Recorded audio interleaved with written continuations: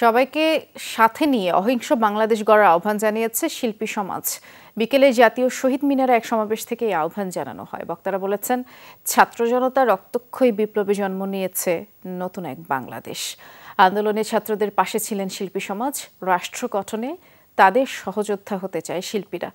আরও বলেছেন, যে স্বপ্নে জন্ম নতুন বাংলাদেশের, সে স্বপ্ন পূরণের নতুন ভোট দেখতে কাঁধে কাঁধ রেখে কাজ করতে হবে সব শ্রেণী পেশার মানুষের। এমনটাই মনে করছেন শিল্পী সমাজ।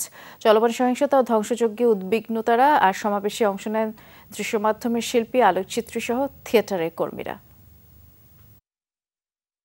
একটা জিরো টলারেন্স একটা সময় শব্দ শুনতাম না আমরা, জিরো টলারেন্স হওয়া উচিত সহিংসতার বিরুদ্ধে। অশান্তি সৃষ্টি করা হচ্ছে, সেটাতে আমরা নিরাপত্তাহীনতায় ভুগছি সবাই, আমরা সাধারণ জনতা সবাই, এবং সেটা তীব্রভাবে নিন্দনীয়।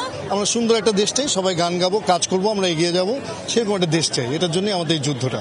এই তরুণ নতুন যে প্রজন্ম, তারাই হচ্ছে ভবিষ্যৎ। তারা যেভাবে কাঠামো চাবে সেরকম কাঠামো তৈরি করতে হবে।